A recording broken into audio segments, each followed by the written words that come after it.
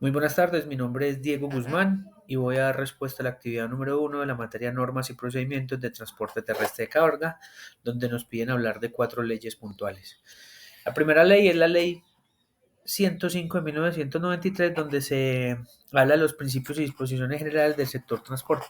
Tiene un objeto principal que es que define el sector y el Sistema Nacional de Transporte, donde incluye al Ministerio de Transporte, los organismos adscritos y las entidades territoriales que tienen funciones de transporte. Adicional, también es donde se redistribuyen las competencias entre la nación y las entidades territoriales para la planeación y control del transporte. Nos habla de unos principios rectores en el capítulo 3, como son la intervención del Estado, que es el que regula, planea y vigila el transporte, la libre circulación, donde todos somos libres de usar el transporte con las limitaciones que la ley establezca, el servicio público, que aunque sea el transporte privado, también tiene un ente regulador para garantizar el bien común. Las empresas de transporte tienen que tener en cuenta que tienen un marco regulatorio estatal, deben limitarse a las políticas de vigilancia y que consideran tienen que tener coordinación con todos los gremios. Otros aspectos que podemos ver acá es donde se habla de la libre circulación, la intervención del Estado, la seguridad del transporte, la accesibilidad de la infraestructura, la planeación del transporte. Y artículos claves que se tienen son del 3 al 10, son los principios del transporte, del 11 al 18 son las competencias de la nación y del 19 al 27 competencias de las entidades territoriales. En esta ley los actores involucrados son las entidades territoriales, el Ministerio de Transporte y de organismo de tránsito y planificación. Ahora vamos a hablar de la Ley 336 de 1996, donde se crea el Estatuto Nacional de Transporte y el objeto es unificar los criterios y principios para regular todos los modos de transporte, tanto el aéreo, el marítimo, el terrestre, etcétera.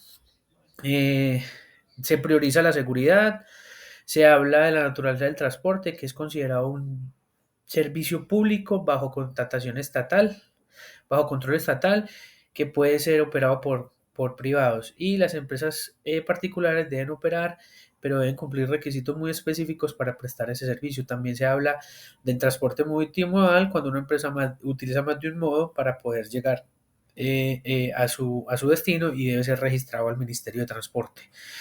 Para las empresas de transporte tienen que garantizar las condiciones de seguridad, llevar seguros de responsabilidad civil y tener una estructura organizada que cumpla con los requisitos.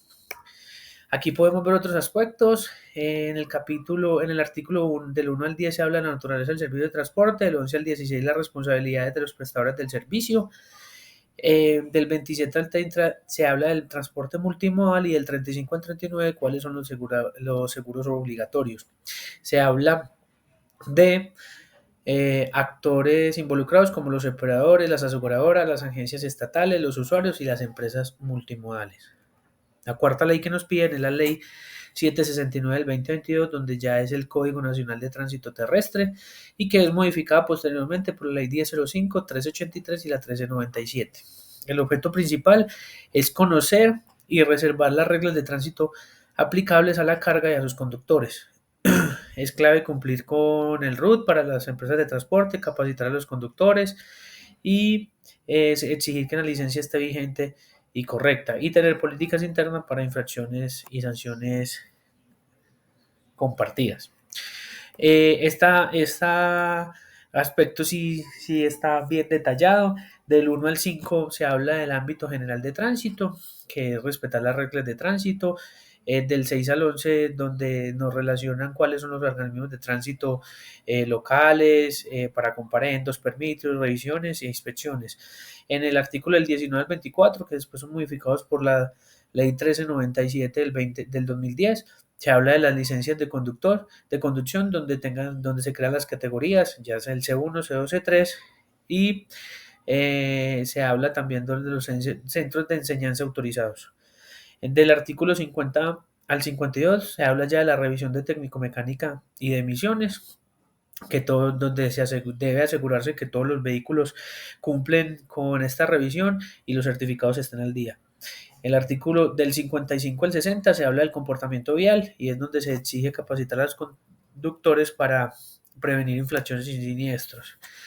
En el artículo del 28, 30 y 31 son las normas de los vehículos de carga, donde se especifica y se habla claramente de los límites de carga, los pesos, las dimensiones, la señalización preventiva.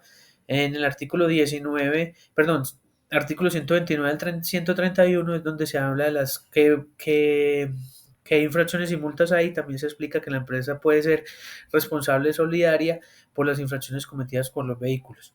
Y ya se crea, también se habla del RUN, que es la ley 1005 del 2006, donde todos los registros deben de quedar en la plataforma, tanto de vehículos conductores, para mantener la información actualizada. También nos piden hablar de la ley 1503 del 2011, que ya es una ley más de formación de hábitos y comportamientos en conductas seguras en la vía. Es la ley de seguridad vial y tiene como objeto principal promover la cultura social vial, mantener mediante la educación con responsabilidad social, campañas estatales y comunitarias. Se define como los actores en la vía, que son los actores, peatones, ciclistas, conductores, pasajeros, motociclistas, entre otros. En el capítulo vial se habla de la educación. En el capítulo 2 se habla de la educación vial, que debe ser permanente, no solo enseñar normas, sino también valores. Tiene que ser una educación integral, con conocimientos legales y hábitos y comportamientos. Las empresas de carga deben de participar en estas campañas, capacitando conductores, no solo en normas técnicas, sino también en cultura, crear programas de formación continua con sus conductores, tener alianzas con entidades estatales y comunitarias para promover la educación vial. En conclusión, las leyes del transporte generan un marco regulatorio robusto que guía la operación segura y eficiente en el transporte de carga. El cumplimiento de estas normas fortalece la seguridad vial, disminuye los accidentes y mejora la gestión empresarial. Y la integración entre el control técnico, la educación vial y la responsabilidad empresarial es esencial para garantizar un sistema de transporte sostenible. Aquí está la bibliografía en la cual yo me basé y muchas gracias por la atención.